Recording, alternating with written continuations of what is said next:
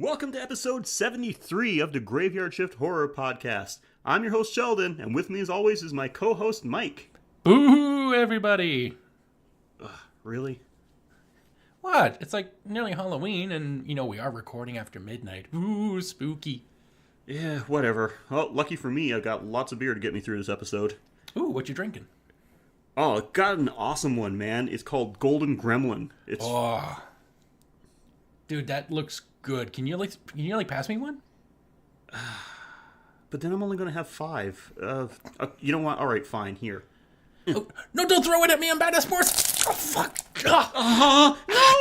It's Beer! all over me. Fresh as beer! Well, at least I smell okay. Oh, fuck. What? Did you cut yourself? What's happening? No, pain. There's something growing. It feels like something's trying to burst out of me. Wait, why are you taking your clothes off? Stop! That hurts. It hurts. Oh. The fuck? Did you just shit on the floor? I don't know. Did I? I mean, fuck. It never looked like that before. Oh God. I need to get a mop or something. Wait, is it stirring? What is that? Oh my fuck! It's alive. Tits! Did it just say Credits! What's happening? Every issue, first to last, front to back. Oh my fuck! Is it like a little me? This week, we watched... Dude, it's saying like all your little catchphrases. Oh wow! This is. Wow! Hey, little guy, are you hungry? You okay under that desk, John? Come on, big boy, get to work. Oh my God! It's a Michelin. Gosh, it's so cute. I want to keep it. I want to keep it. Keep it away from me. Hey, little guy. How about we get you a little bite, and then we can wash off all that stuff off of you, and we'll see about getting you a name or something. Okay. So you want some of this candy? And this is where I cut my teeth on Skittles! Can I have some? Hey, sure, little guy. Dig in. Oh wait a fuck! This is after midnight. Oh shit! What's happening? He's not so cute and tiny anymore. Fuck! Oh shit! We got your props around here. Dude, we gotta kill this thing. Kill it! Kill it! You Mike, got your kill it! Indiana Jones whip. Oh my! I should have used a weapon I had, some idea how to use. Okay, hold still. Ow, Mike! Fuck, I'm sorry. Again, shit, that proton pack of yours doesn't work, right? It's a Halloween prop, Mike. No, it doesn't work. I don't have a real proton pack. Well, neither does your fucking whip. Time for my kill of the week. Gamer needs food badly. Let's go!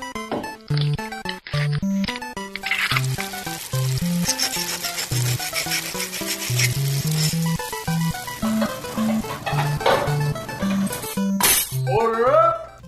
Hello, everyone. Welcome to the Taste Test Halloween 2018 grab bag. I'm your host, Mike. Joining me is Spooky Ivan. Whoa. And special guest, Sheldon from the Graveyard Shift. Hello. And not joining us is Brandon because it's weed legalization day in Canada and he's probably dead. Or at least sleeping. Yeah. Dead asleep for sure. Yep. Trick-or-treats are going to be very interesting in Canada this Halloween. Oh my god, the good house that always gives out the best treats is now going to be handing out like little dime bags. Dime bags are weed, right? Yeah, you got it right, Mike. Okay, I know. You're hip. You know the terminology. Yeah. I'm still cool. My mom thinks I'm cool. Hey, where's Brandon where you need him? It's like, hey Brandon, what are your thoughts on weed?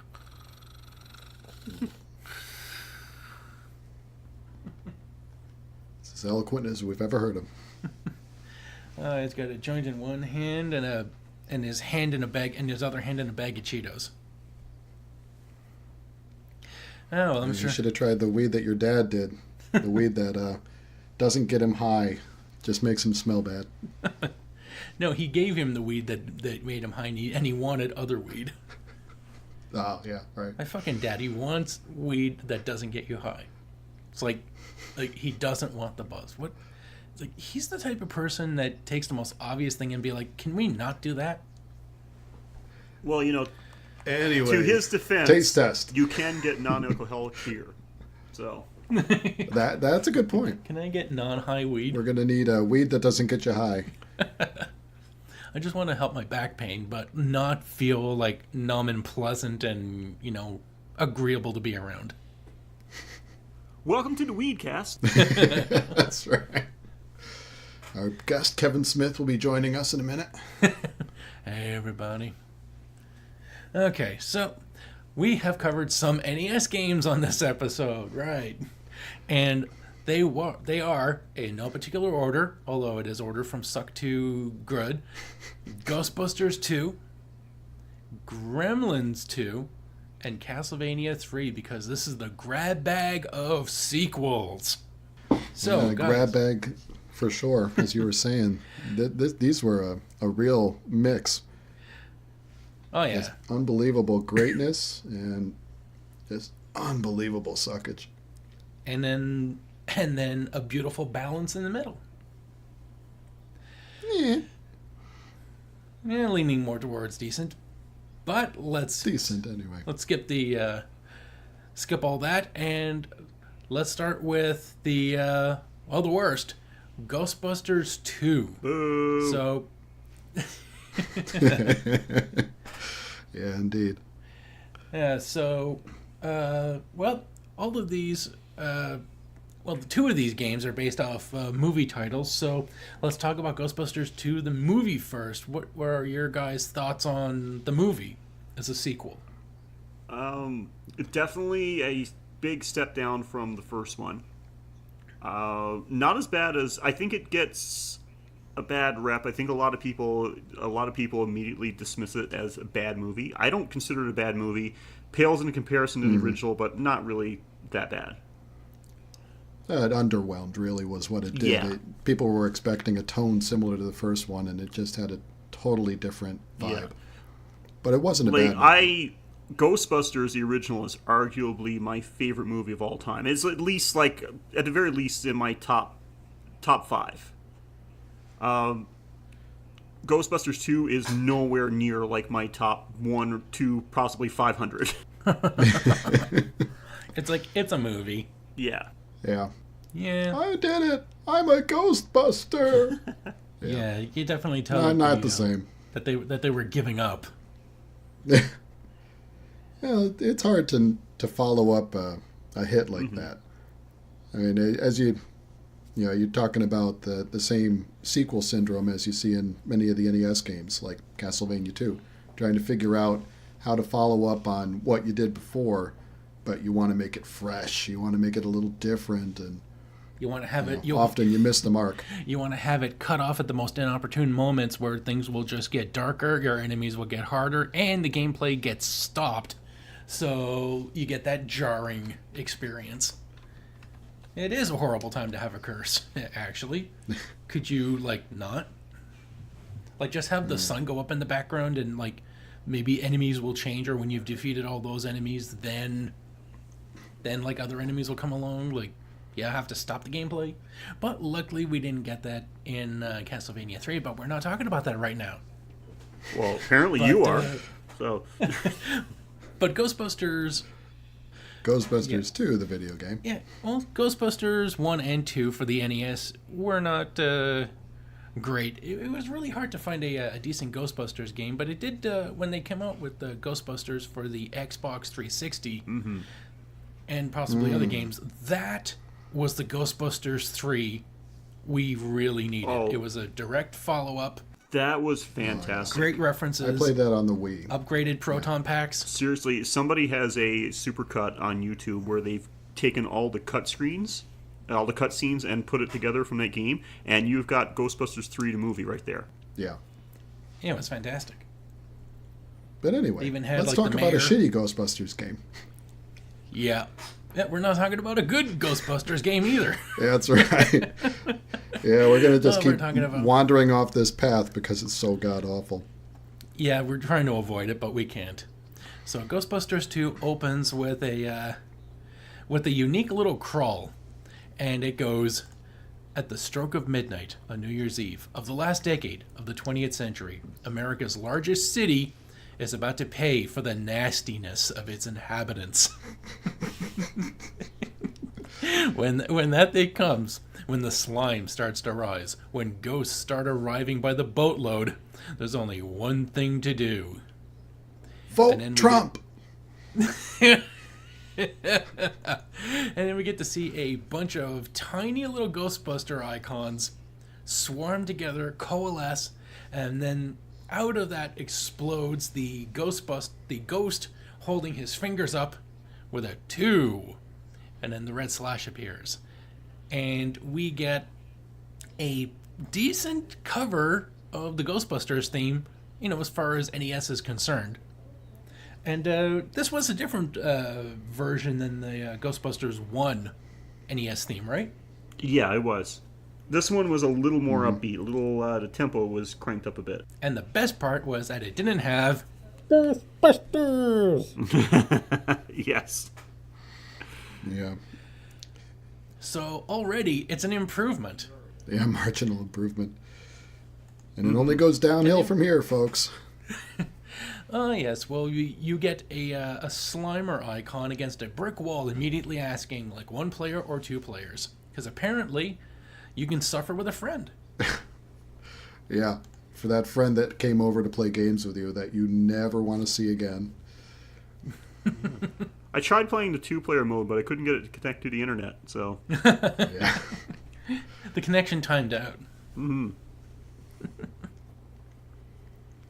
So when you do begin this game, you get to see Nintendo's favorite color, orange, all covering the painting of Vigo, the scourge of Carpathia, the sorrow of Moldavia, and he promises he will defeat us. Yeah. He's in the museum when he says this, and yet when you start, and then he sneers, because again that painting moved, because that was great. But Oh, when he does the Elvis lip? oh yeah. But apparently, I don't know who he's talking to, because the Ghostbusters are spelunking down a sewer in Manhattan. So again, I don't know who the hell he's talking to, but we get to see all 4 black Ghostbusters putting a winch on the street and going down into a tunnel. If they went dark when they were in the sewer, I'd be like, oh yeah, because it's dark. But no, they're out in the middle of the street and all 5 are black. Which is funny. You had a problem with that, Mike? Yeah, come on. Jesus was black. Why not the Ghostbusters? Because they see shit that turns you white. Well, that's a fair point. Said the white man at the city hall. Oh yeah, so the game, these levels. The first thing that freaked me out was this one enemy that appears behind you when you start off. He's like a little face hugger. And so you try shooting him with the proton pack, which instead of shooting, protons, light, lasers, shit like that, what does it shoot instead? Slime. Green snot. Well, it's supposed to be the slime packs from that he had in Ghostbusters 2, right? Wasn't that pink though? It was pink, Yeah. yeah, but I think that's what it's supposed to be. Yeah, it's absolutely the Which slime. really pissed me off, because one of the problems I had with Ghostbusters 2, the movie, was that I don't know, I love the proton packs. One of my favorite movie props ever, Yeah. and I was not a fan of these big slime canisters that they were wearing. Like, use the proton packs, just burn that motherfucker up. Well, they did use proton packs originally, and then apparently they only use the slime packs after they go into the sewer for the first time and discover the slime, right? Right. Yeah, well, because they do the whole positively charged slime thing, right? Yeah. The sewers is where isn't that where they first find the slime? Yeah. Well, Or is that, or did they originally find some slime? Well, That's that's when where they're that's spelunking. where they discover the Yeah, they're source. spelunking down, Yeah, as you yeah. said, and they discover the slime. Yeah, so they shouldn't have slime packs at this point. But no, you don't get the zappy lights. You immediately start off with a bukkake gun, because it's not even like a spray of slime. It is like a burst. Mm-hmm. It's like It's a they fire were hose. It's like they just walked outside and went. But anyway, that's not the most disturbing part. The most disturbing part is that there's an enemy that appears right behind you, like a little face hugger, and no matter how many times you shoot it with your slime cannon, it takes no damage. It doesn't flash. But what does it do? Just forces you forward. Yeah, they never explain what the fuck this thing is. Instead of just having the level scroll so that you know, like in Mario, if they want to direct you someplace, they'll just move the camera over and it's like, if I don't see you on the camera, you're dead.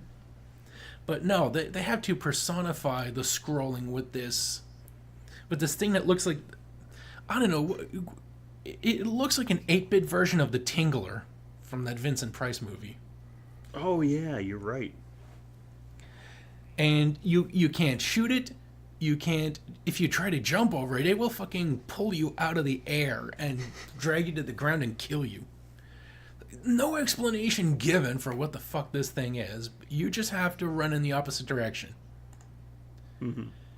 Yep. And At that point, you're running under just random face masks that are falling or fists that are flying at your legs. golden or- spiders, the head of Nick Fury. Right. The occasional ghost that you somehow take down with slime. And then random Ghostbuster symbols that I guess do some sort of benefit for your score or something. Points. Yeah. It's just points. And then there are some ghosts later on that it doesn't matter how many times you shoot them, and they're just like slightly larger versions. And no amount of shooting will take them out. Yeah. And of course you've got the icons which charge at you, and they're always the same color as the background, so good luck fucking seeing them. Now, at least you only have to go through this sewer level once. And you only have to go through every other level like it for the rest of the game when you aren't driving the Ecto-1. Which, you know, you finally get to drive the Ecto-1. No, you can do it in any other Ghostbusters, but that was like an overhead spy hunter thing. Yeah. This is like And a it was side-scroller. really bad. Mm-hmm. Not that it was any more enjoyable or anything, but Yeah, no. It's like the bike ride in, was it Battletoads? oh yeah. You have to have everything memorized. You have to execute it perfectly. I mean, Yes, the worst exactly part, that. though, was you had... Sorry, go ahead. No, I just agreed with you, that's it. I think Continue. the worst part of it for me was how little margin for error they gave you. I mean, it'd be one thing if you had a health bar, you could take a half dozen to a dozen hits. But no, you got nothing. You got dick all. You die with one hit. You get And what? you're Like, slimed. yeah, you get slimed. Then you get 3 or 4 lives. And then I think 2 or 3 continues. And that's it. That's the game. Yeah. And just, again, no very unforgiving. I didn't And make you it have a past... clock you have a clock tower in the bottom corner. It's like it's like you have to wait for it to get struck with lightning at 11:41 or something. Are we not going to discuss like the driving stage, that how creative these game developers were, that the ghosts that they designed literally look like floating bed sheets? It's either that or Pac-Man. Yeah, they just put ghosts. It's like, let's just do the sheet over and a floating sheet ghost. Yeah. Yeah, they're like, it looks like Charlie Brown, like, except that they only have 2 eye holes. I'd like to think that they're going around in Ecto-1 shooting things, and these are actually people that dressed as ghosts, put on like a ghost costume, and the Ghostbusters just went out and like murdered them. And you also have to Trick? apparently you have to dodge manhole covers Right. that just spray slime. And gigantic holes in the street. Yeah, I mean, like, New York has got, like, some bad traffic, but potholes of this magnitude? Yeah, the streets in New York are in serious disrepair, need of repair. Like that, it's pretty bad. As Peter says in the movie, there were so many holes in Fifth Avenue, we didn't think anyone would notice. Yeah, in a way that only Bill Murray can deliver a line. Yeah.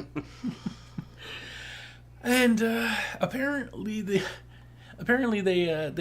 took a ride through a Harlem auto shop because now the Ecto-1 has can jump.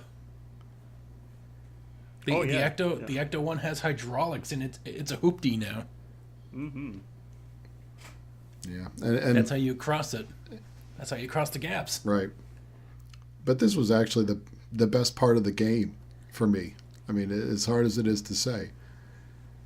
I mean, once you get past that point, you speed forward in the plot, and you're in the Statue of Liberty, this interminable Statue of Liberty level where you're playing fucking Space Invaders, just endless to a beautiful chiptune loop of higher and higher. I said your love keeps lifting me higher. The only note that I wrote in this Statue of Liberty level is, am I shooting fish? Yeah, ghost dolphins. I mean, what the fuck? It's like, hey, we're in the ocean in this scene, so let's make the ghosts look like fish. What? Well, I mean, they made it last for so fucking long, they had to get creative. I mean, they didn't have a choice. Yeah, endless bed sheets for higher 5-10 minutes solid gameplay. Who doesn't love to hear higher and higher on a 10-minute loop? Twice. Oh, man. And then it goes downhill from there. Oh. It really does. Yeah, just in case you thought, well, that was padding. Oh, fuck no, you haven't seen padding yet. Because then you go through the city. Because remember, the Statue of Liberty has to go through the water. And then has to go through the city, so you get to do this whole fucking thing again. And you don't even get to see you don't even get to see the Statue of Liberty attack the museum, which would have been like a nice little payoff. Or at least like be the Statue of Liberty. Like that would have been a great boss level. Boss? At the end. In this game? Well, no. A boss would have been nice. Yeah, right. And like the slime dome over the museum could have been like the Technodrome from Ninja Turtles. Mm-hmm. Like this large round thing that you have to like shoot and break apart, and then the Ghostbusters could disembark. But no, you're not going to get that. You skipped ahead a bit because I just paused when you're going through the courthouse, and one of the bouncing things that you have to dodge is a pitcher of Kool-Aid. Oh, that's right. Yes. I forgot about the courthouse level. Yep. Oh, it is... again, everything is Nintendo's favorite color, orange/brown. And you have to... there are icons that... You got, 3 types of things you have to beat. Things that scroll up and down like a spider, which in the courthouse is replaced by a pitcher. Things that will do a sine pattern descent, which will go up and down while weaving left to right. And in the courthouse, that is a briefcase. And then there are icons that will just sweep across the bottom you have to jump over. But again, they're always the same color as the background, so good luck spotting them. And in this case, it is a gavel. Yeah. No, basically, every one of these levels is basically the same level, just with a different backdrop and different skins on some of the enemies. Yeah, the obstacles. Although the ghost will always be the same, because there's one ghost that looks like Slimer, except he's got skeleton hands, and he snows on you, just little balls of white fluff descend from him, but if they hit you, they'll stun you. You don't want to know what I put in my notes. That was what he was doing to you. So. The money shot. He puts the boo in bukkake.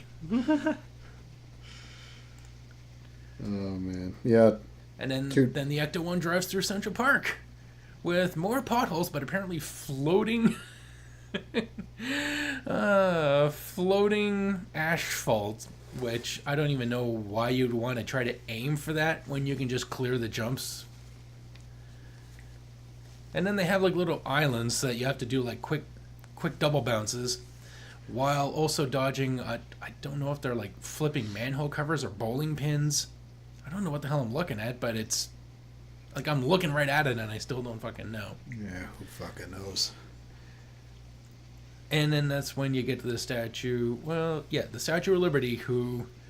And then you keep getting, like, these little taunts by Vigo the Carpathian, which is, like, the closest thing you get to a break in this game. It's the closest thing you get to a boss in this game. Oh, yeah. A boss that you have to meet but not actually fight. Mm-hmm. And when you finally get to the museum... Like, you finally get through the museum, and it's so hard, and you get there, and then you give a boo-cocky to the painting of Vigo. And then what happens? Yeah. You're a different Ghostbuster! Going through this fucking level again. Yeah. If that wasn't a nice little fuck you for the game to give you, right? It's like, oh, I've got to control all the Ghostbusters through all of this shit one at a time. Yeah, it's not fun if you don't play all the Ghostbusters. Well, like Snoop Dogg said, it ain't no fun if my homies can't have none. And you think you get through to the end and, oh yeah, we're going to fight Vigo. He's going to come out of the painting and we're going to be able to shoot him and dodge and no. Nope. We don't even get to fight Peter McNichol. Right. Yeah, like the final boss fight is a cutscene. That's right. Oh. I can just imagine some poor kid that put in countless hours to master this game, gets to the end, just can't wait to face Vigo the Carpathian. You know, he starts the cutscene and he's thinking, all right, here it comes. Credits. I don't even know whether they're using slime. The way that this painting gets destroyed, it's like they just splashed it with thinner. Yeah. Well, what this game cost me was $3 and a weekend of my childhood that I'll never get back. That's right. Yeah, same here. I never owned this one. No. I did the same deal. I rented it maybe once or twice. Yeah. Well, I'm a sucker. I owned the original NES Ghostbusters because somebody gave it to me for a birthday present because I was such a big Ghostbusters fan. And at the time, I already knew how notoriously bad it was, even then. Oh, wow. I was like, I think I played it somewhere. I think somebody had it rented or one of my friends owned it or something. I did play it. And I said, wow, this is terrible. Even I wasn't a big enough sucker for that as a kid that, you didn't need to own something that had the Ghostbusters logo on it just because... Right. You're a Ghostbusters fan. And, but I ended up owning it anyway because someone gave it to me. So I went into number 2 pretty cautiously and just rented it one day after, my local convenience store I had already rented all the good games. So gave it a try and it's like, yeah, it was a step up, but still, like it's... You thought it was like a step up? A step up from Ghostbusters 1, yeah. I don't know. I mean, Ghostbusters 1, don't get me wrong, was god-awful, but this game just pissed me off. I mean, at least Ghostbusters 1 didn't piss you off until you got to the end with that stair climbing level. I remember being pretty pissed off early into Ghostbusters. It was just boring. It was bad and boring. I mean, this game you're right. Added on just, extreme difficulty to all that. Repetition and boredom, and you're not going to get anywhere in this thing. The music in the first game was boring. It was just like the Ghostbusters theme on one loop. Here you get 3 songs. The Ghostbusters theme, higher and higher, and then when you finally save the day, you get the most upbeat version of Auld Lang Syne. That's your victory music. As you see the newspaper saying, NYC saved, Ghostbusters destroy Vigo before midnight deadline. And nobody... Was there a deadline in the movie? That's right. Vigo put out the put out a deadline for you. You better get here. Yeah, well. Or Before by midnight, contract, we'll do this something. city is mine. Oh, man. Anyway. But there's no congratulations Yeah, That's for you at the end of this movie. At least. Congratulations. But one thing I gotta mention is, like, just shows, like, how big Nintendo was at the time. Remember when do you guys remember in the movie how they controlled the Statue of Liberty? Oh, yeah. With an With an NES Advantage. Yes, with an NES Advantage joystick. Right. I think at the time I was like such a big Nintendo fan, such a big Ghostbusters fan, and seeing that scene and recognizing the NES Advantage controller, I think I might have like literally shit my pants at that time. Oh, yeah, absolutely. That's what that was one of the highlights when I saw it. I'm just like, Nintendo. Like, seriously, that was fantastic. You know that thing made an appearance in in another Ghostbusters property. Really? What did?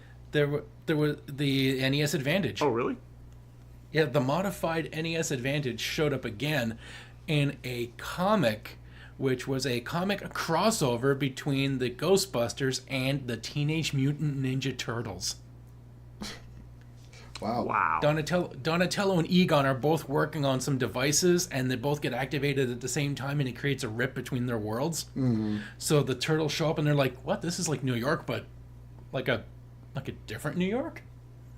And so when they meet the Ghostbusters, Donatello notices the NES Advantage on their desk. Awesome. An original plot. I think it was. I didn't get to read all the comic. I only read like the first comic. I'm just like, okay, I got to get the rest of these. And then I think I got the rest of them, but I didn't read them yet. Cool. The only. But I did look up in a. Oh, sorry. I did look up in a Wikipedia that it did get mentioned, so I'm looking forward to seeing that if it becomes part of the plot. I think it was used to control an interdimensional device to send a Chinese demon back into his back to the spirit world. The only Ghostbusters comic crossover I ever read was Ghostbusters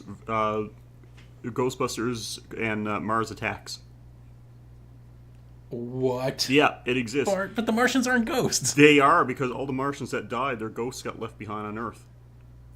So they came to Earth in ghost ships? Oh wait, No, after the they Martians died. died on Earth. Yeah. Yeah, it's after Jack Nicholson kills their asses, the Ghostbusters have at the remains. Didn't they kill Jack Nicholson in the movie I don't fucking know. before the end of the movie? Nobody I did. paid that much attention to the movie. That's right. Yeah, all I know is that they walked around like, "Nyah, nyah, nyah, nyah, nyah, nyah, nyah." We have 2 out of 3 governments working, and that ain't bad. That's all I remember from that movie. Anyway, let's leave this they had turd. They had Pierce Brosnan's head body snatchered onto a dog. And then he ends up making out with some other woman who also had her head body snatchered onto a dog. Okay, we're getting way off the fucking reservation here. Why didn't that movie get a game? I mean, that game would have been fucked. Anyway. But speaking onto a game that isn't fucked, Gremlins 2. So, quick summation, what did you all think about Gremlins 2, the movie first? Gremlins 2, the movie, a big departure. I'm not going to say, in quality and in tone, a big departure from the first one, because it's not at all like where the first one was funny. It had some horror elements. I love it. It's, again, this is like one of my favorite movies, the original Gremlins. The second one, it was kind of more of a surreal feel. Like, they really decided that, we're not going to take this thing seriously at all. Yeah. Ivan, your thoughts? Did you see it? No, sadly I never did. I'll let you guys take the reins on this one. It was a long time ago when I saw the first Gremlins, and I don't think I ever saw Gremlins 2. Really? I'm the only one here that saw Gremlins 2. Yeah, I'm afraid so. Hey, we'll have to cover it on the show. There you go. Like, I've got do a you think it request would for you be, guys. a cover of- Gremlins, the original Gremlins is much more on the horror side than Gremlins 2 is. If Gremlins 1 was, if I said it was like 50% horror, and I think that's even like a very big exaggeration, I'd say Gremlins 2 is more like 10% horror. Oh my gosh. So it kind of shifted tone the same way Ghostbusters 2 did? Much more so. This wow. one, Gremlins 2 is much more of a comedy. It feels like a lot of times you're watching a live action cartoon. They went really silly, but it does have Christopher Lee in it, so That's right.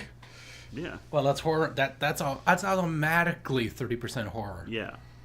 So Just his presence brings that up, and then 10% horror, so 40% horror. and he's Yeah, good enough. Good enough for he's me. an evil scientist in it, so Oh fuck, that's another 10%.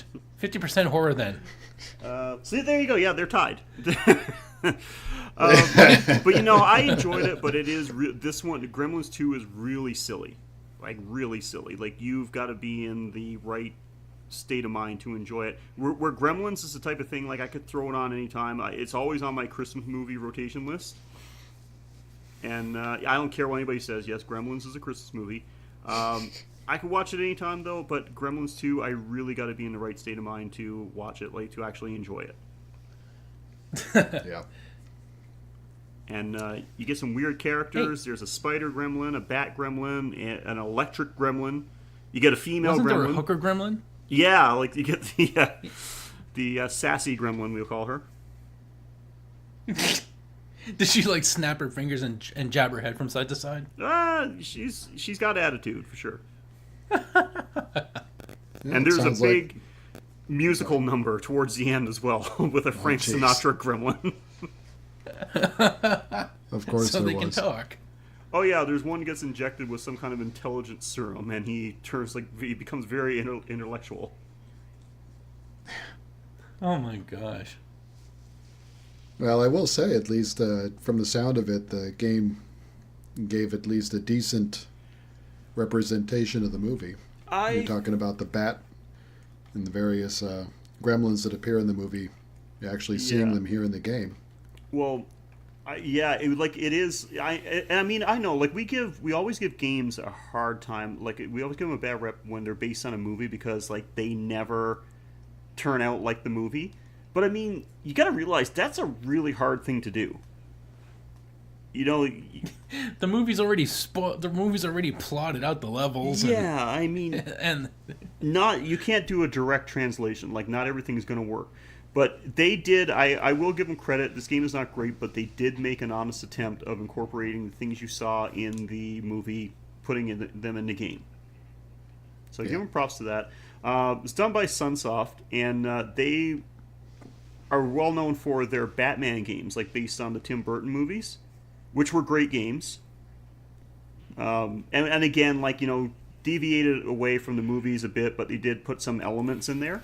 And one thing I just wanted to mention, because since you guys didn't see the movie, there's kind of another Batman connection with the games and the movies, because of course, while both of these games were done by Sunsoft, there's a scene in the in Gremlins 2 because a big chunk of the movie takes place in this genetics lab, and they're doing experiments on the Gremlins. And giving them injecting some of them with DNA samples from other animals, and one of them gets injected with bat DNA, and so he actually grows like a set of bat wings, and he escapes and flies through the wall in like cartoon form, like he leaves like a shape, an impression of himself in like the hole in the wall looks like the shape of him. Right. So that's where I say it's got kind of like cartoon elements. But the shape he leaves in the wall, the hole he leaves in the wall, is shaped exactly like the Tim Burton Batman logo. Nice. So it's like I said, it's kind of like it gets pretty silly, right? But it is enjoyable if you're in the right state of mind for that. Now that weed is legal in Canada, you can get into that with right state of mind. A little Much bit easier. Yeah. and cheap and pretty affordably too. Yeah. You can even order it online, so... So at what point in the movie did Gizmo have to fight bouncing killer tomatoes? Ooh, I do remember that a scene that takes place in the kitchen where there's a gremlin like throwing food. So maybe that's what had something to do with it. I'm not sure. That's a bit of a stretch, but I think somebody just said, "Well, there was a tomato in the movie, so here you go." Now there's like 20 of them. Yeah. Yeah. But Gizmo gets pretty badass in this. He gets pushed around a little too much, and he takes influence from Rambo. He actually puts on the headband, makes a little makeshift bow and arrow and everything, and starts taking out some gremlins. Yeah, which he does in the game too. Exactly, yeah. So, there's a lot of elements there. Yeah, I actually enjoyed this game more than I thought that I would. I started off thinking that it would be just another licensed game that would suck, and I was pleasantly surprised that it wasn't horrible. I was actually enjoying it. I mean, sure, the levels were a little bit repetitive, but it wasn't bad. Oh yeah, there is some questionable layouts. Like, apparently you spend how much of this game inside a ventilation shaft, which then leads to a kitchen. Although you don't really like crawl out of the vent, it's like the vent just opens up into a kitchen, and then for some fucked up reason, the kitchen then turns into like a TV studio, and then somehow a fucking graveyard. Oh, but yeah. you're supposed to be going through the building, I think is what it was. The building has all sorts of different... Yeah, it's like a theme in the movie. The building is this guy that owns the building. He's the head of this major corporation that have their hands in everything. So in this building in the movie, you do have like a genetics lab. It has a TV studio that shows different like it has a movie theater in it. It has TV studios where they do a cooking show, which is the kitchen scene from the game. And there is a guy that's basically an Al Lewis impersonator. And he's the host of a late night horror movie show. Oh my gosh! So this game is actually faithful to many elements of the movie, even cast-off elements. Wow, this just makes this game even more impressive. Yeah, so that like I said, I will give them props that they did make an honest attempt in incorporating a lot of things from the movie into this. The game originally starts off with Gizmo, who... Well, let's just start with the start screen. The graphics for the start screen look great. We've got, like, one gremlin just, like, with his hands splayed out, looking all creepy and scary. Hanging off the number 2 is Gizmo, well rendered. And then just hanging on the other side to fill out the screen is a... I guess we'll call him a radical gremlin. He's got sneaks, shades, and a trucker hat. Yeah, I think he's right out of the movie as well, from what I remember. Yeah, so the movie starts off, the game starts off with pretty decent cinematic cutscenes. Yes. Gizmo's in a cage. Zach Galifianakis shows up and just opens up the cage, gives him a thumbs up. Doesn't take Gizmo out. It's like he lets him go and then he just fucks off. He's like, okay, man, you got your own escape to do. Good luck. Yep. And then Gizmo has to fight a whole bunch of psychotic vegetables throughout the first level, like bouncing tomatoes, which apparently leave, like, gumballs. So this is all in an overhead platformer. Which is well done. Like, Gizmo's fighting big tomatoes by throwing small tomatoes. Of course. How else would you take out a big tomato? Well, yeah, if you want to take out anything effectively, you have to kill it with its own kind. Well, just like when you're fighting a zombie, what better way than to pick up another zombie and swing him at it? A slightly smaller zombie, yes. That's right. And then, throughout this, then you come across this magic door, which leads you to Mr. Wing's shop, who... Like, I don't know what kind of business model this guy's running, but apparently he's got access points. He's got access points to his store from ventilation shafts, movie studios, genetics labs. Yeah. All roads lead to Mr. Wing's shop. He's got an interdimensional shop. Yeah, and they don't explain this very well. I gotta say, it's not like they have something where you move the cursor and it says this will give you an extra life or this will add to your health bar. or so on. No, you better have the manual or you're fucked. That's right. You're going to have to experiment. And once you leave Mr. Wing, that door's gone.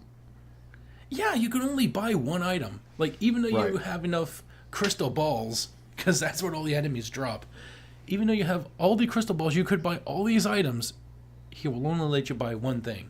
Like, what kind of shitty businessman is that? Yeah. I got $500. Okay, you can buy a $20 item, a $50 item, or a $60 item.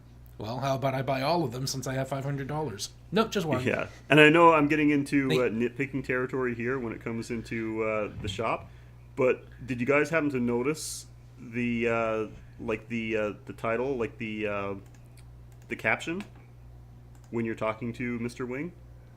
No. There's several. It says, well, the first one that you see, welcome Gizmo, what item would you like? Yes, no. Oh, that's right. Yeah. Oh, fuck, that's awful.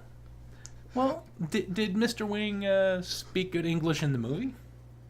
Yeah, it was fine, He just had a slight accent, that's all. I was going to say a late 80s representation of an Asian. Yeah, exactly, yeah. That's got to be well done, God. tastefully, right? It's like somebody said, oh, we need to make this guy look like, An Asian Dumbledore? yeah, and somebody just rose a hand and said, I saw an Asian once, and he designed the costume. Yeah. Yeah, can we just have a guy that looks like he runs an opium den? All right. Pretty much, yeah. Like, I mean, like, you'd think this guy would be freaking out that an item that he once sold in his store is now buying things in his store. But no, this guy is, like, really easygoing. Yeah, he does look like he's hit the opioids from the look of him in the screen. Oh, definitely. Would you like to buy this doll that looks exactly like you? That I just had lying around?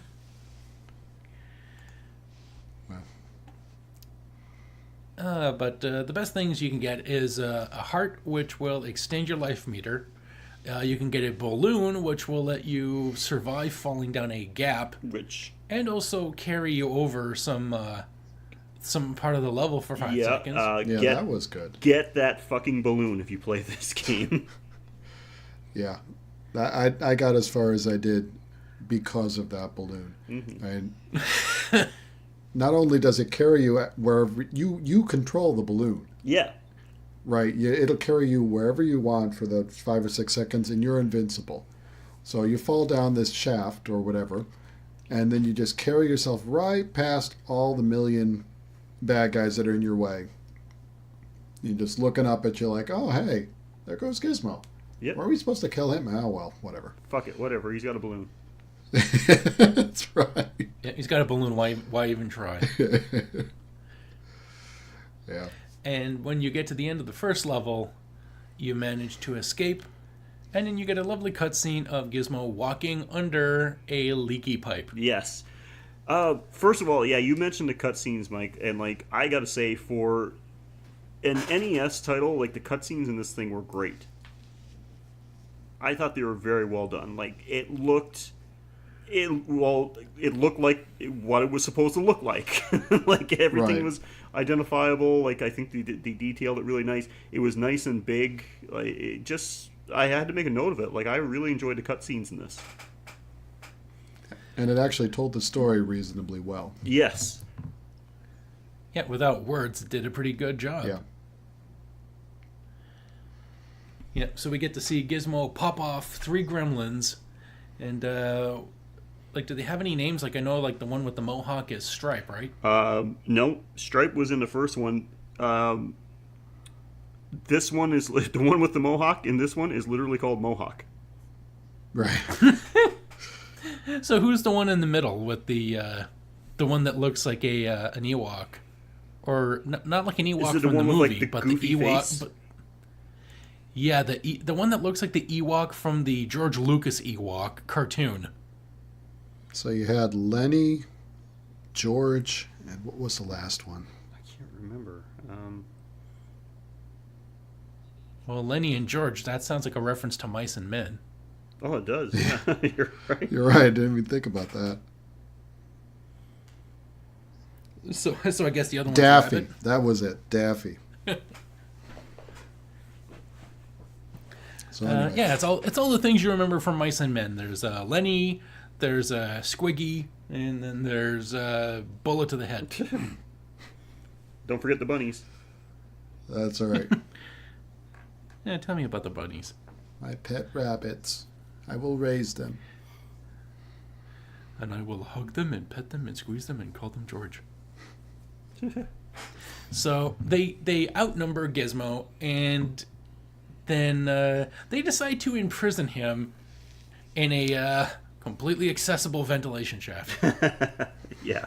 It's like, we're going to imprison him by giving him absolute internal access to the entire fucking building. That's his prison. There's 'Cause no we way are he can really get out of fucking this. stupid. There aren't any other ventilation shafts in this entire building. We've got him trapped. Gizmo's got like this cute sad face. It's like, why do my children keep turning on me?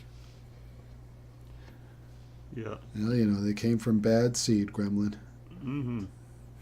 So, here's my question about the So, Gizmo is a good gremlin. He gets wet and like he multiplies, but they're all bad. So I guess it doesn't like skip a generation or anything, right? Like, if those bad gremlins get wet and multiply, like they don't make good gremlins. Yeah. Did they ever explain in the movies why is Gizmo Yeah, is good? he just like an anomaly? Like, gremlins are primarily bad, but like just every once in a while you get a good one? a defect? Like A mutant. Like Gizmo has some kind of brain damage or something? He got a concussion, so he forgot how to be Yeah. evil. Yeah, he got the fun cushion. Basically, he's... the fun cushion.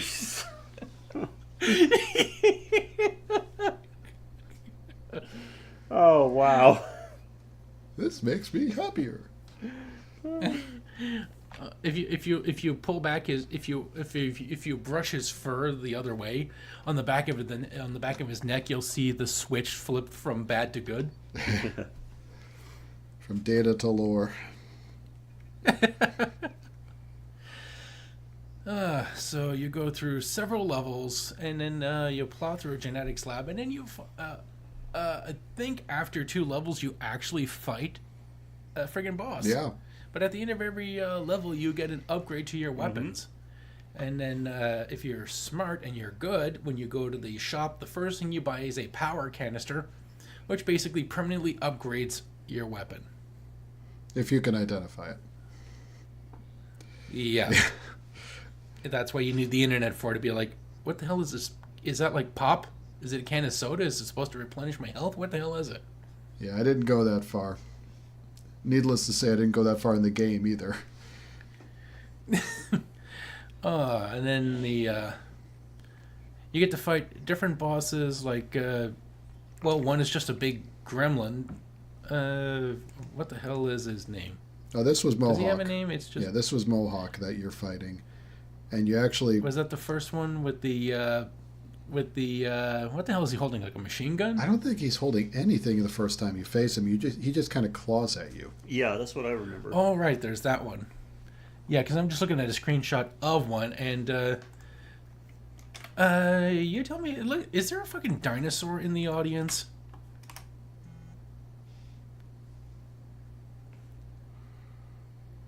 Taking a look. This is great pod. Yeah. I There's think a he's dinosaur got in like the upper right corner. uh, A dinosaur with a like a thinking head. looks like the alien or something. Well, It looks like one of those duck-billed I dinosaurs. Is Mohawk holding a cane or something? I mean, like he's fucking vaudeville? Everybody's doing the Michigan rag. well, I don't know. Gizmo's I don't down know at the about a bottom. dinosaur being in the audience, but in the movie during this theater scene, Hulk Hogan was in the audience. Well, this is a shitty version of him There then. better not be any black guys around me in this audience. I better not see any black gremlins. Yeah. Oh my gosh. Yeah, but the boss in this game continually ramps up. He gets further and further mutated, which, from what I read, also reflects the movie. You could tell me, Sheldon? I don't know. I can't really remember. I know that like a lot of the Gremlins throughout the movie go through changes because they're all playing with like the all like the DNA, like the genetic serums and stuff. Right. The mutagens. Yeah. Then the final boss is, I guess it's Mohawk, who becomes Spider Mohawk. I don't remember. I know one of them. Yeah, he gets injected with the spider DNA, and like becomes like, yeah, this top half is still Gremlin and the bottom half is Spider, but I don't remember if it's Mohawk or not. Well, it's Spider now. And the best part is that just like the movie, your final super ultimate weapon is the flaming pencil bow and Yes. arrow. And boy, do you feel like a fucking badass when you're shooting this thing around. We never talked about like the play control in this game. It's It is. tight. The jumping is Yeah. a little loose when it comes to nailing the platforms, but for firing your weapon, you're most likely going to hit what you want, unless you do a jump and then you try to turn around and you fucking don't. Well, if you fire, You end up firing away. You end up firing away from a guy because you just keep thinking, I pressed the button to look at him, so logically in my mind I would be turning around to face him. And your game's just like, fuck you. You were jumping when you did that, and you can't turn around when you're jumping. The only problem I had with the controls in this game was when it came to diagonal jumping. Like when you had some platforms where you had to jump diagonally onto them, I found that like a lot of times I just end up missing the platform because I just jump forward. Oh, the clipping in this game is awful. There's parts where you're trying to jump over an edge, and before you make the jump, you fall through, and you're like, did I hit the edge already? Or you jump completely through a platform, and you're like, what the fuck? the platforms move fast in this game. I gotta say, the ones that do move, oh man. I don't think... So the play control's not as tight as I'd like. I mean, it's a big difference over Ghostbusters 2 that we covered earlier, but because fuck those controls and everything else in the game. But it's like it did take some time to get used to this one. Like for the most part, it was good, but jumping I found was could be a little bit of an issue sometimes. And jumping and firing was almost impossible. Oh yeah, that was really difficult. And unfortunately, it came up a lot because a lot of times you had to, especially you get some gremlins that are like throwing stuff at you. They've got like a projectile attack, and you've got to take the right opportunity to jump, fire, take out the gremlin, and land perfectly. Yeah. So I found, or you gotta jump, fire, and then move yourself back. Yes, you might have to do that a few times. And that's playing as an adult. As a kid, I think like playing that would have really been frustrating. I think I would have ended up giving up on this game. Yeah, but that save states to just completely undo that, having to redo the whole level again just because. And then even if you did do it, you still... Like, some jumps you have to do like 15, 16 times before you realize, oh, there's one spot that you can land so you won't slide off. I will give the game credit, though. You get a password. Yes. Once you die, you are able to get back to what you had earned. So you didn't have a save feature. And it's a nice but short you had password. That. Yes. And it's short passwords, too. Not like, here, take a look at this square grid. Get out a massive piece of paper and then come up with some shit. No. Or here's a 26-character key phrase. Like, fuck no. Just like, here, put these 5 letters together, scribble them down, boom, you're good. And, when you finally face the spider, who is the first, like every other boss that you face, if you have a turbo button, you can just spam shoot this guy and knock him down before you run out of health. The boss is the only one, even with a turbocharged fire arrow, you still have to, kite around the screen and just dodge him because there's just a lot of him. He's huge. Yeah. What did you guys think of the music in this game? Not bad.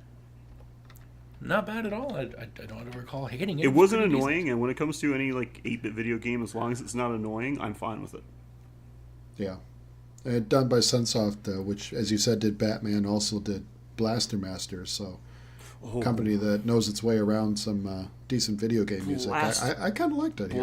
You just reminded me, Blaster Master had fantastic music. So good. Yeah.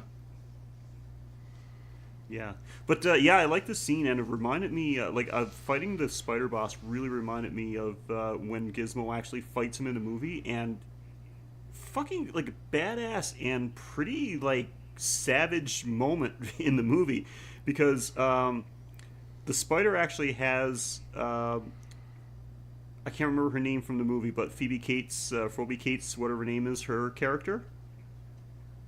The spider has her cornered, and Gizmo literally kicks the cover off the air duct vent, and got his little makeshift bow and arrow, pencil arrow, and he actually jams the pencil into a bottle of liquid paper, lights it on fire, and then just fires it into the face of the spider gremlin. It's pretty And boss. the thing just erupts and is like on fire and screaming. And so, I'm like, holy shit, this movie has balls, man. Gizmo came to fucking play. So in this game, when you finally beat the spider, all the gremlins have apparently congregated, and what gremlins do we see? We have prostitute gremlin. We got several sports fan gremlins. Some radical gremlins. We got like meth lab trailer park gremlin. Yeah. Who's got like a wife beater on and some shades. Motorcycle gremlin cop there. Yeah. We've got, I know some areas in the game, we've got Go-Go Gadget helicopter gremlins. No, they're literally, you notice they're literally flying around with like helicopter blades on their heads and holding onto handles that are coming out of it. Yeah, that's right. That's how we did it back in the 80s. Yeah. And then Zach Galligan apparently sees them all hanging out in the lobby. He takes out his phone, a corded phone, and somebody is playing around with a panel that has the electric gremlin on it, and then shoots electricity from the phone, somehow not melting into his hand. Yeah, the electric gremlin. That was. And then he vaporizes everybody, except for one gremlin who's seen walking around, and you think, oh, well, you've narrowed it down to one. Maybe he's going to have a change of heart. Maybe he's melting too. And then it ends with Gizmo in a box waving at everybody. And then I'm looking at this other cutscene where it shows Gizmo back in the cage. So I don't know if it's out of order or if that's the happy ending where Gizmo's back in the lab, getting poked, prodded, and needled. You had your fun now, back in the cage. Well, you saved the day. Now let's get back to your horrible, painful scientific experiments. Now let's rub shampoo in your eyes.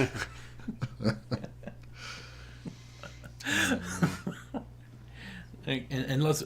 Hey, one of you looked really good with lipstick on. Let's see if that works on you. Okay, Avon, you want to test some of your shit out? Here we go. How pretty can you make this guy? Well, you just remind me, though, when you're talking about the electric gremlin, it just reminds me, it's like, as much as I was defending this movie and saying, it's good if you're watching it in the right state of mind, the whole electric gremlin thing was just bizarre. Because, for one thing, I mean, get past, that they're doing experiments on the gremlins with injecting them with genetic material from some other animals, so you get the bat gremlin and the spider gremlin. But they inject one with some kind of, literally, I think they called it electric serum. And so basically it turns into a bolt of lightning that's shaped like a bolt of lightning that's shaped like a gremlin. Uh-huh. And we have to give him electric but he DNA. kills people. He kills people. He literally he kills people by zapping through. He just runs towards them, and when he touches them, they get electrocuted. And how he gets captured is he jumps at Zach Galligan, and he picks up the phone. He goes into the receiver, and then he pushes the hold button, and traps him. And you actually see the gremlin stuck in the display, the little screen on the phone. Well, elevator music plays for all time. Yes, no, that actually happens. They start playing the hold music, and he starts screaming and covering his ears. Oh, jeez.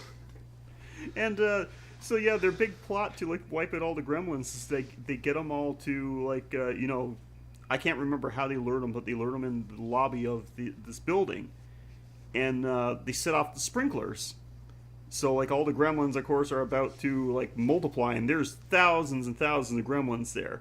So there's going to be literally millions, and just as they're about to multiply, he said, "When I tell you, you press transfer," says transfer the call, and he's just got the receiver aimed at the lobby, and the electric gremlin just comes shooting out, and just electrocutes them all.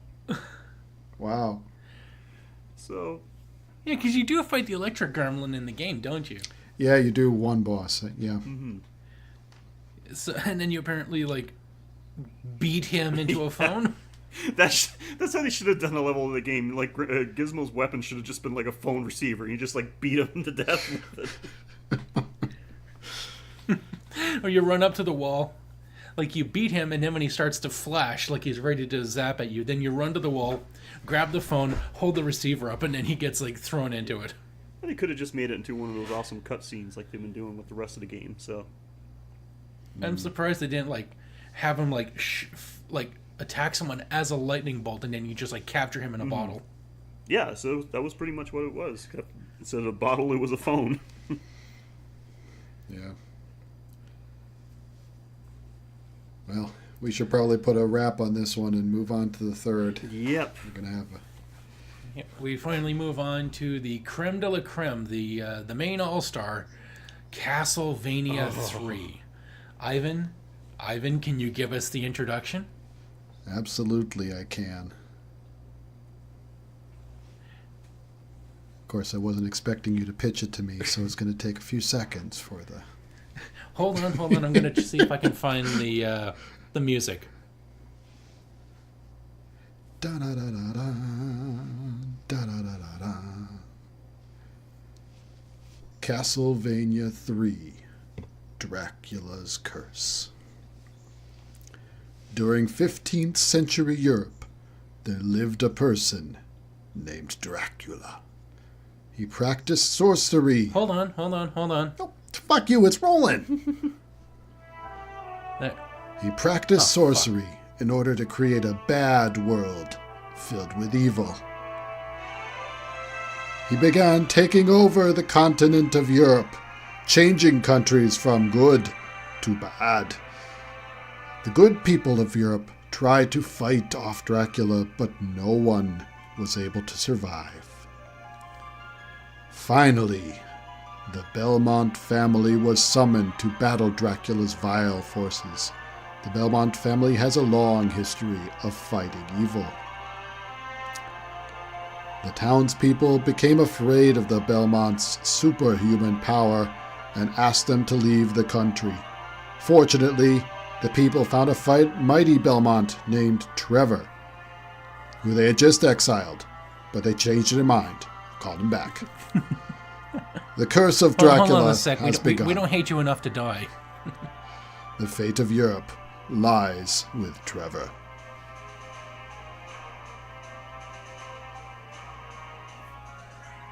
Oh, that's it? That's it. Like, I remember the opening to this game just seeing so badass with that music and the screen that comes in thirds, like lightning flashes. And then as I'm playing it again this time and I'm rereading the opening crawl, it changed the countries from good to evil. Like, They really? tried to fight him, but no one was able to survive. Yeah.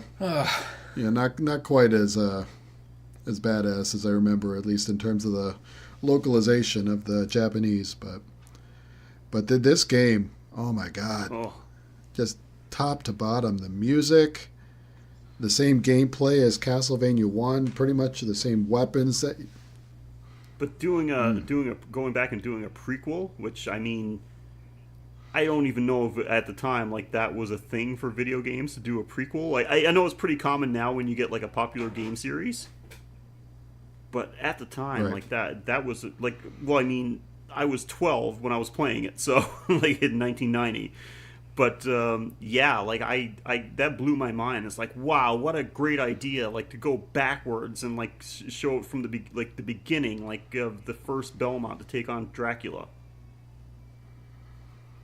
So And the game looks great too. I mean, it plays just like the original, but the graphics are beautiful. I mean, the first level you start off, climbing stairs in a church, and you got the stained glass all over the place.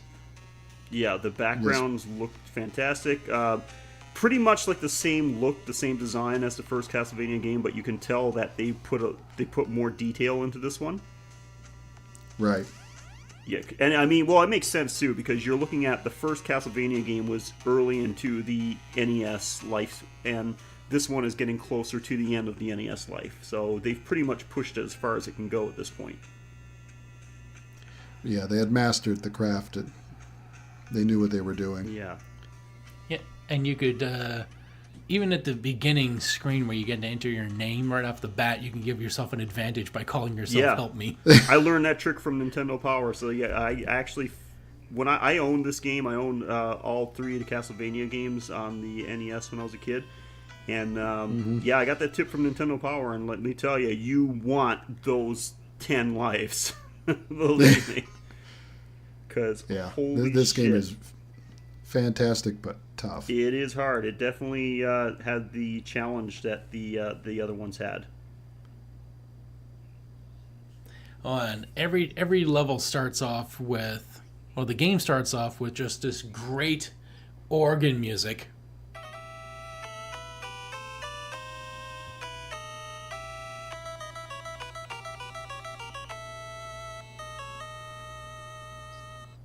So right off the bat, you already know you're off to an epic start. Yeah, it was good stuff. Yeah. Have you guys ever heard the music from the Japanese version? How different is it? Oh, Mike, you got to listen to it. I mean, as enjoyable as the NES music was for this game, they had an extra chip or set of chips, a VRC6, I think it was, that you were able to have, I think, another 3 channels, and it just makes it so much richer. They have a sawtooth channel that I'll point you in the right direction later. As I can't listen to anything else, and if I go from the Japanese back to the American almost pales. Wow. Huh. It's I mean, that music is good, too. oh yeah, no, the music in this game is fantastic, but what they're able to do with the extra sound chip. Oh wow, that takes me back. Yeah. Let's keep. Yeah, we'll just talk Yeah, over this it. this game I didn't need to play it to get ready to do the show because I was well versed in this game. Definitely Yeah. with the tip of help me to give me 10 lives. I actually beat this game when I owned it on the NES. You did? Yeah. Wow. Wow, without save states, old school way. Like I said, a little bit of help from Nintendo Power with the 10 life cheat code, but yeah, I got through it. And in fact, before I was finished with the NES, because I made the grave mistake of all the video game consoles that I owned in my youth. When the new console came out, in order for me to be able to afford to get it, I had to sell the old console and the games. So, Oh yeah. I mean, I'm sad about doing that now because I really would have liked to have held on to all my old consoles. But I mean, at the time, it made sense to me. You know, like if I wanted to get the new Oh, thing, yeah. I had to get rid of the old one. But yeah, I actually challenged myself with Castlevania 3, probably one of the few games that I've done this with. But the last few times that I played Castlevania 3 on my original NES, I actually beat the game without losing a life. Oh wow. I tip my hat to you, sir. I could probably not do that now. Yeah, that takes kid patience and kid ability For for sure. sure. But yeah, like that was probably the only game I committed to doing something like that. But you got to realize what Castlevania meant to a kid like me. I was always, like, from an early age, we've talked about this on the Graveyard Shift, that I was a horror movie fan from an early age. But the first horror movies that I got exposed to were the old Universal movies, because they used to play on TV, like at, not extremely late, like late enough for me to be like a little kid and actually get to check them out. So, like, my first horror movies were Universal, Dracula, Frankenstein, The Mummy, things like that. And these fucking characters are all in this game. Right. Like, so, to me, I'm playing, like, something connected with these movies. So, Castlevania, for me, I loved lots of other games, trust me. Like, I was, the typical fan of all the Nintendo properties, like the Mario games, all of those Legend of Zelda games. But to have this game that was based on these classic monsters, and you're fighting them using, like, magical weapons... Yeah. If I designed my own true. game, it wouldn't have been any closer than this. Yeah. Yeah, I know what you mean. I actually got into the NES in much the same way when I heard about the Turtles game. Yeah. Yeah, as gigantic Turtles fans, like, what do you mean I can actually be Donatello, Leonardo? Holy shit, give me an NES now. And the weapons are different, so it's not just like, oh, we put on like a different skin. It's like, oh, guess what? Now you got like a blue thing on your head. Yeah, no, exactly. It actually changes how you play the game. Yeah, this game just had an awesome horror vibe. Great atmosphere. I mean, helped along in no small part by the music. Oh, for sure. But like you're saying, the rogues gallery of horror villains that you're fighting. The variety of classic weapons, the cross, the holy water. Yeah, I mean, like, taking out a bunch of enemies by, like, throwing a bottle of holy water at them. Like, that's... And that was the most powerful weapon in the game. If you're able to level it up and keep it, Yeah. get it up to the level 3, you actually get the little Roman numeral 3 box. Yeah, that's right. And they're like, and I mean, like, a little, like, there was actually, like, a trick to doing that, like, to get the, to unlocking that. I think you had to break, like, 10 candles with that weapon. I can't remember exactly how, like, because... Yeah. But yeah, it was like break 10 candles using that particular weapon, and the next candle, the candle that you would break, would release like the Roman, like and it actually looked like a little like slate with the number carved into it, right? And Right. You pick it up and you get Right. the double shot, and then you get you could do it again and get the triple shot. So yeah, it was just fantastic, and since pretty much like the same, like along the lines of like if you strip it down, it was pretty much the same game as the first Castlevania game. So I was very curious about how, when I first played it, how they were going to amp it up. And holy shit, they didn't disappoint, because like even though like a lot of things were the same, they really knew how to keep the interest going for this one. Right. Like you were saying earlier, you're actually able to acquire and then use other characters. Yes. And And I'm back. there he Yay. is. You were gone? Yeah, he disappeared when he was talking about Ninja Turtles. I thought you'd I notice noticed. as soon as this was like, wait a second, nobody got interrupted. Mike's gone awfully Yeah, quiet. apparently my router just decided, hey, fuck you. I'm not even gonna ask. I'm just gonna restart. That's a good... Well, anyway, we were just talking about the ability in this game, unlike the first Castlevania, which obviously played great with just Simon Belmont. In this one, you've got the Simon Belmont-like character of Trevor, but you've also got friends that you acquire. Oh yeah, Grant. Go ahead. Yeah, you got like Spider-Man. Yep, Grant Yeah, the Grant pirate. the Nasty. Grant the Nasty. That sounds like a really filthy sex move. It really does. I'm gonna grant you the Nasty. Or just a stripper name. Or stripper move, maybe. But Are yeah. you ready for the Nasty? But even that, the the way you acquire it's not like he's in a cage or something. You fight an enemy and you open the cage and he joins you. He's actually been transformed, enslaved by Dracula. Yeah. Is he the first boss you face, I think? Yep. Yeah, like a Frankenstein-ish. Or is he actually Frankenstein in this one? No, he's not. He's basically just like a bigger monster-like version of himself. Yeah, he crawls on the walls and the ceilings. Throws knives, drops axes.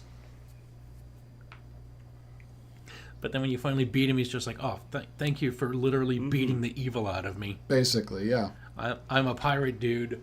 Let's fuck up Dracula together. And about these... And from that point, Sorry. Oh, no, go, like, I just want to say, and, like, what I liked about this, you actually, like, they're part of the game. It's not like you just randomly unlock the character. Like, they're part of the story. Right. Each character that you find, and there are 3 in all, they weave it into, the general plot. It's... Yeah. They don't really go too in-depth, but... each one is freed in some way by Trevor or whoever you happen to be playing with at that time, and has a reason for joining you. Exactly. Although you don't have to free everybody, because you get paths, which is cool. Well, that is true. It's you can't actually acquire all 3 friends. It depends on, and that's really awesome in that you have, like, they just thought, what could be the one thing that would be better than an amazing game that's full of, like, long levels, great challenge, fantastic music, good play control?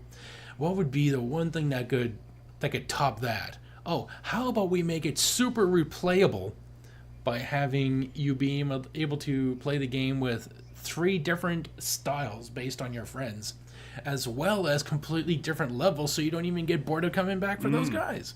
Yeah. Really, like, they did a great job to keep the interest going in this game, for sure. And I like the fact, too, not only that, like, you get, like, to use some characters. It's got sort of a non-linear feel where you can choose your path of where to go, which you're going to get some different stages, get access to different characters. But then you've got, like, the abilities of the characters themselves, because they've all got their balance, because they've all got their strengths and weaknesses.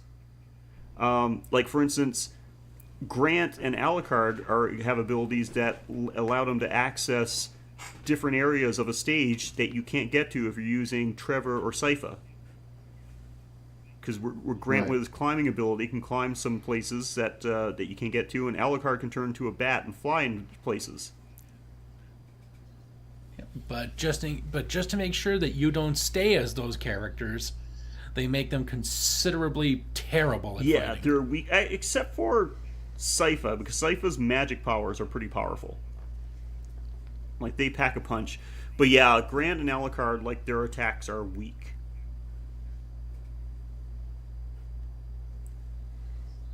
And even as Sypha, like Trevor has versatility in what he does, and he can gather different types of weapons, so he's extremely versatile even on his own.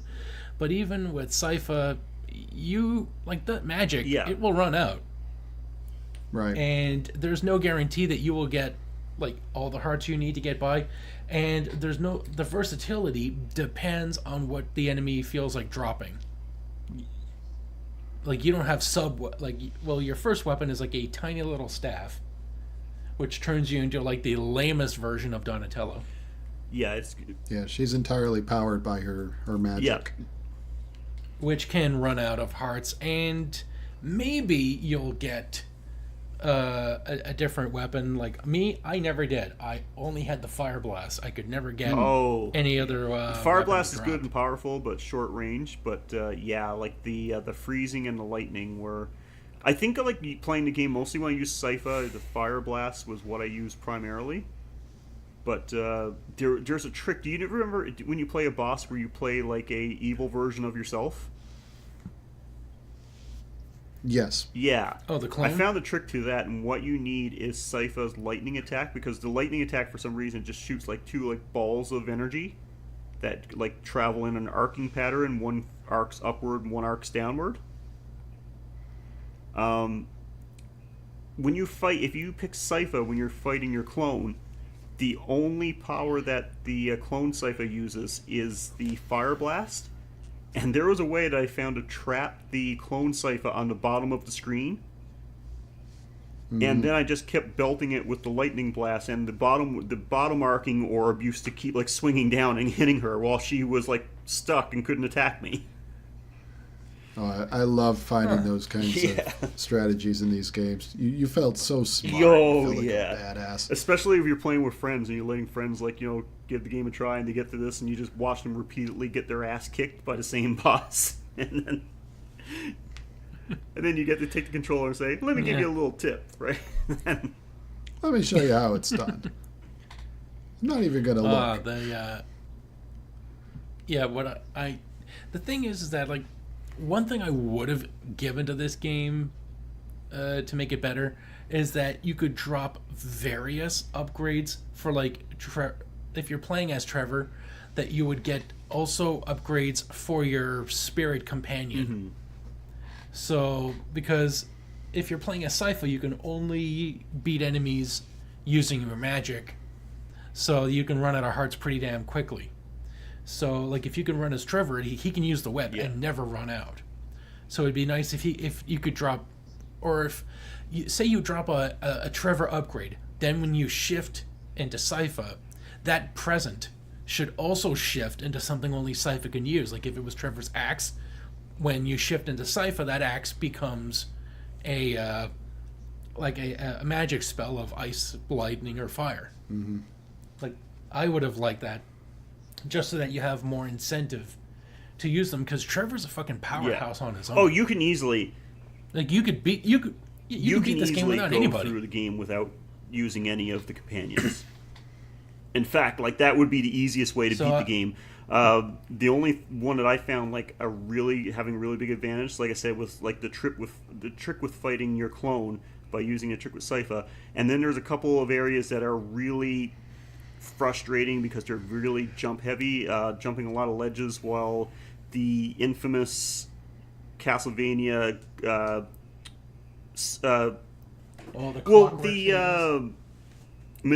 flying Medusa heads. Oh oh, those things. They don't show up for a while. Oh no. You think that maybe you'll be safe, but then they eventually show up. There's one stage towards the end which is like very heavy jumping, lots of very small platforms, and lots of Medusa heads, and it's very frustrating and hard to get past. But this is when Alucard comes in handy, because turn into a bat and just fly straight across as quickly as you can, and you've cleared it. Yeah, they had a good variety of levels too. I liked the levels that the building that you're climbing would start sinking into the ground. Oh yeah. And make it through. You're trying to hop from platform to platform and keep ahead of it. Yeah, you're right. When it just like the whole level just sinks. Right. Like. Right, and it has that great sound effect too, like it's actually collapsing. It's not just like the camera's scrolling. Everything is falling. Like this castle's deteriorating. Yeah. So. And how badass was it when you get toward, was it like the last third of the game, and you get back to Dracula's castle? I mean, you've never been there, quote unquote, and they're playing a remixed version of the original Castlevania theme. The original Wicked Child. Oh, man. Yeah. It just felt like you had come home. You'd completed the loop. Absolutely. I had my own little trick for beating the clone, which I was able to find thanks to an online tip, is that when you're fighting your clone, he will shift into your spirit companion as well. So he will follow suit. However, he doesn't match you perfectly. He's on a slight delay. Right. So if you just keep shifting from one to another and whipping him in between, he will be stuck shifting back and forth and never have a chance to land a shot on you because he's always shifting. So it's a slow way to do it, but it will guarantee that you always get the one shot in on him and he doesn't. So it's effectively stun locking him. Mm-hmm. Yeah. Fucking awesome game. And all like the bosses. I mean, what were some of your favorite? Like, there's one boss where you have to fight like a spirit that goes into a coffin, comes out as a fucking mummy.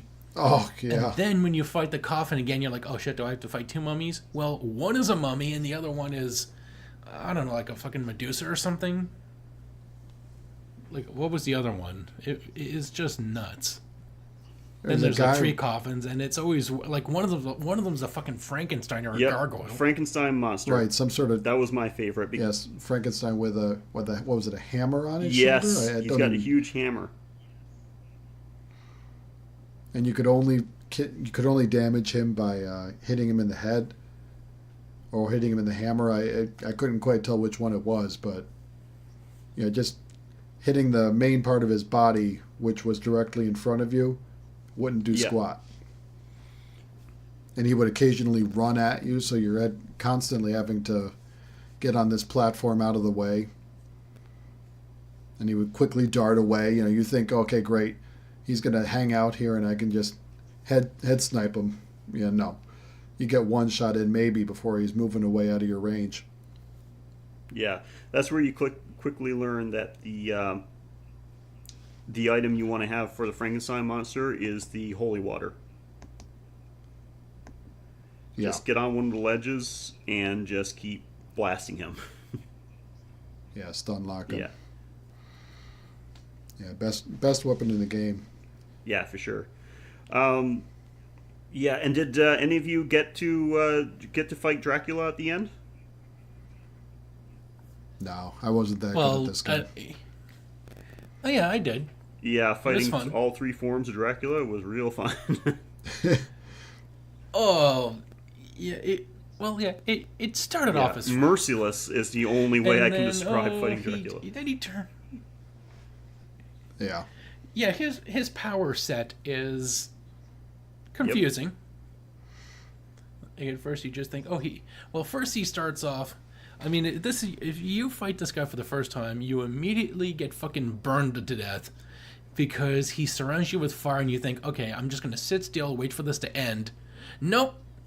The two walls of fire just to pin you in so that the pitchfork can be complete and fuck you.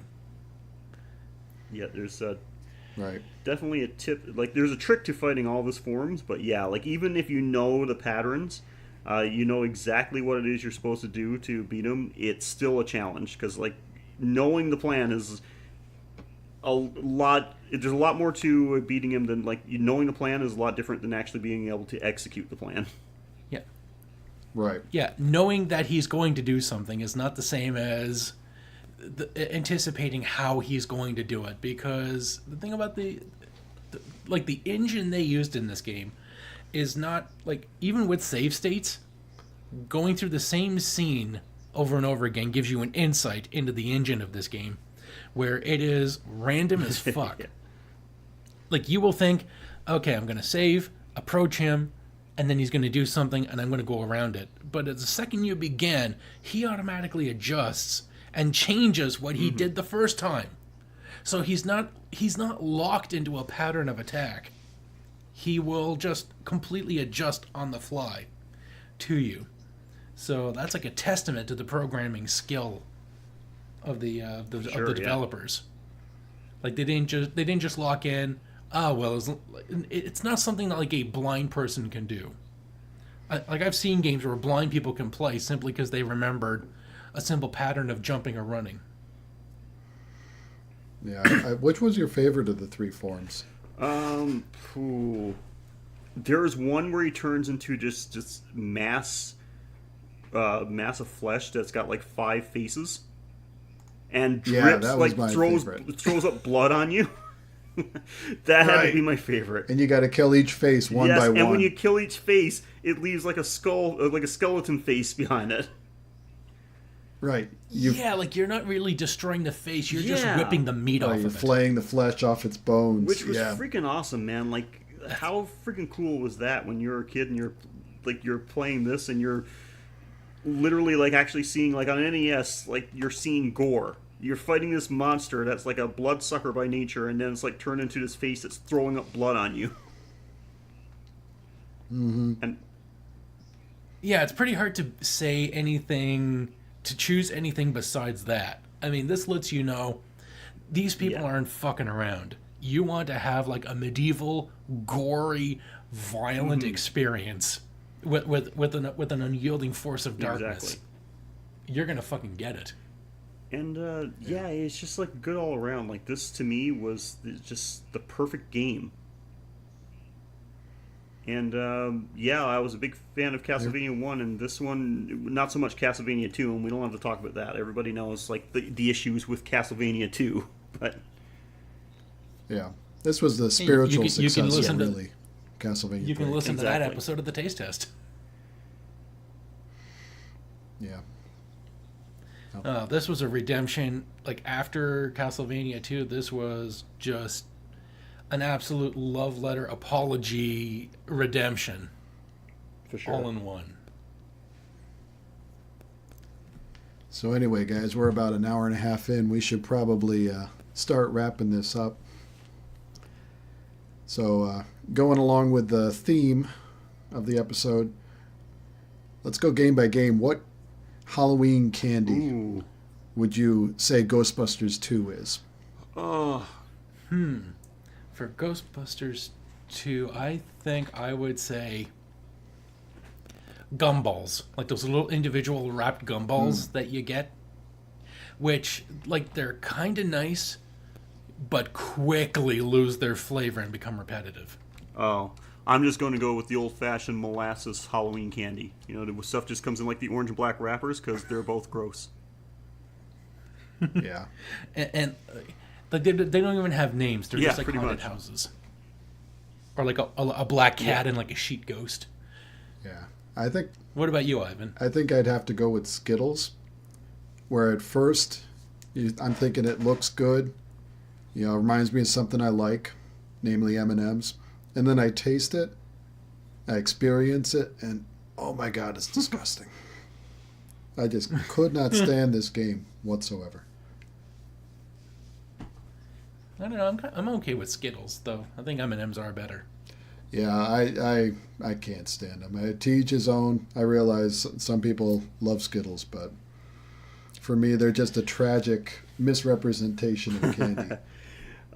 Like, wait a minute, this isn't what A it's great supposed prank to to be. pull on somebody is to, if you're having a party, put out like a bowl of candy, but put in M&M's, Reese's Pieces, and Skittles all in the same bowl, and just watch the chaos ensue.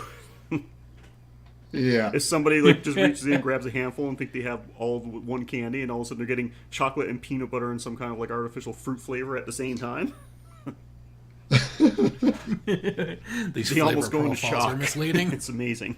yeah. Your facial expressions like, "Whoa, what the? So how about Gremlins 2? So What would you say that is? Gremlins 2, I would say, to me, they're like rockets. You know, those little like circular pill-shaped clumps of sugar and chalk, Yeah. which, like, sweet, doesn't last very long, but it's consistent. Yeah, that absolutely would speak to this movie or to this game. I'd say this one is like getting like a bag of like the Halloween chips, like the small bag of Halloween chips, but not any of the good ones like Lay's or Doritos or anything, but just like the generic store brand ones. It's like The ones that are just like it's red. not great, the but I red mean and it's white still a bag of stripes. chips, Right. and it's enjoyable enough. okay. You know, It's not all that, Exactly. but it is still a bag of chips. Yeah. This one for me, I think, would have to be Tootsie Rolls, where I'm enjoying it. It's got a nice flavor for a little while, but it can overstay its welcome. After a while, you just got no flavor whatsoever. It's just sticky, unpleasant candy. And that was kind of what this game was for me. I enjoyed playing it for 10, 15 minutes, but after a while, you're just going after the same platform. You're going over the same swinging ball and chain, same bad enemies. It overstayed its welcome if I played it for too long. So I think this one is a Yeah. Tootsie Roll. That's a good one.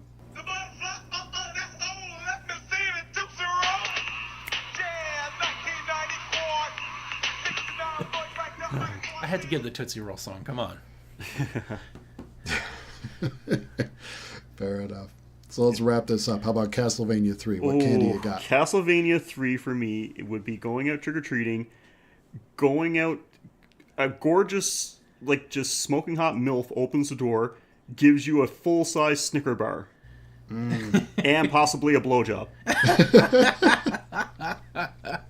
It's that good.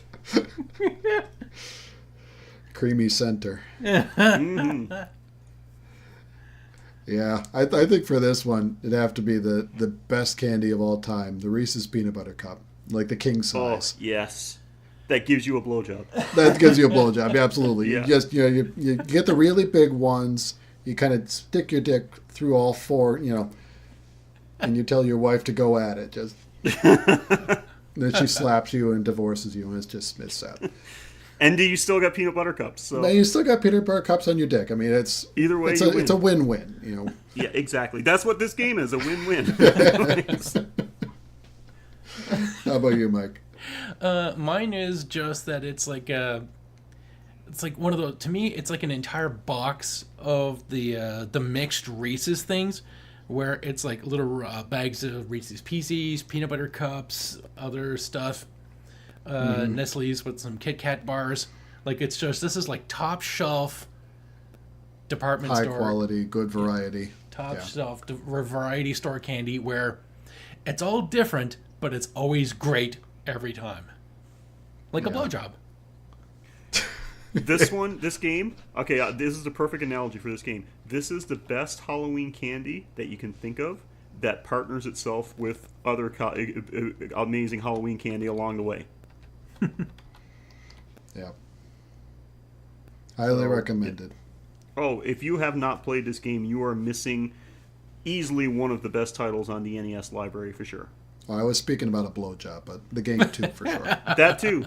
Blowjob the game. Yeah, with John as the last boss.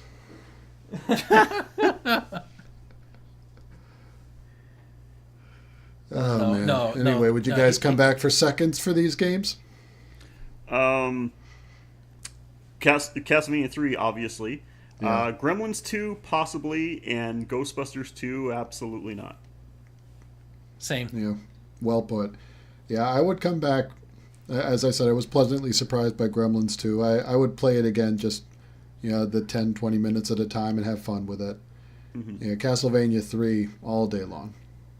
And Ghostbusters 2 can go fuck itself. It sure can. Well, No blowjobs for you, Ghostbusters 2. It just blows. It doesn't need them. You just see those guys coming everywhere throughout the entire game anyway. Yeah, with infected semen just squirting out of there. That's the sound effect this game needs. Every time you fire, have a little voice going, gonorrhea, gonorrhea, gonorrhea. Sif, Sif. Oh, man. My sound effect would just be, Oh, if it's gonorrhea, it'd be more like, ah!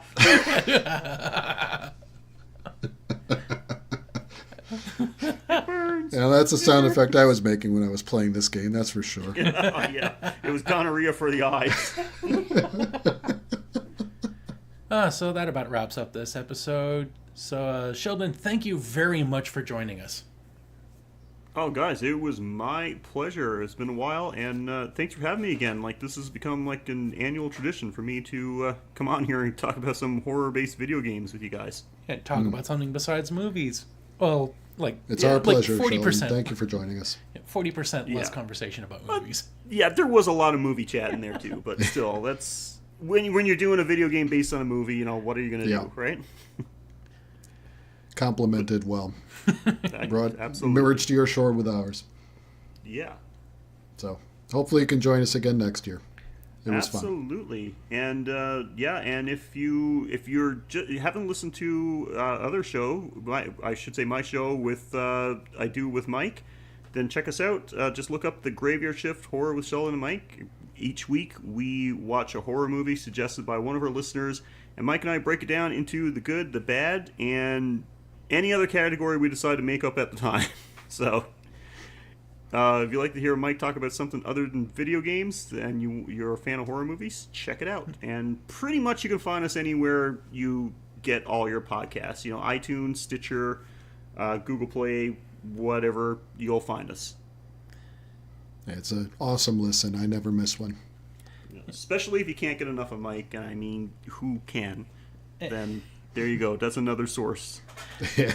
And if you're listening to this on the Playing with Power feed, just a quick reminder: we have our own solo feed for the taste test. It's the taste test retro gaming with flavors. So I think when we finally finish up the Playing with Power, we'll focus just on that, since we don't have that much of a reliable update schedule, thanks to my co-host Ben and additions to the family now taking up his time. Yeah. So we're gonna have Guys gotta try get to get a more priorities in stable. order. We're gonna try to get a more stable update schedule for the taste test at least. So if you enjoy this show, you can now listen to it on its own feed instead of having to fish through the archives of Nintendo Power, Playing with Power. Mm-hmm. Yeah, Ben, somebody spilled water on Ben and he multiplied.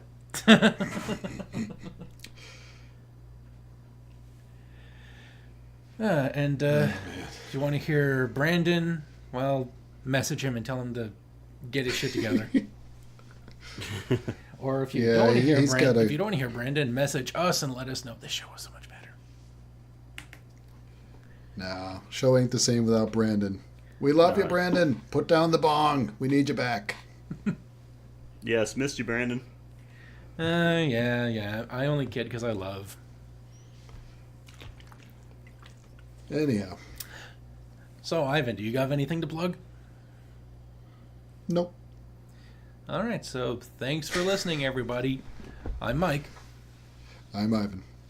I'm Sheldon. And you've been listening to the Graveyard Shift / Taste Test crossover. Halloween Grab Bag 2018. Woo! Woo! Happy Halloween. Happy Halloween, everyone.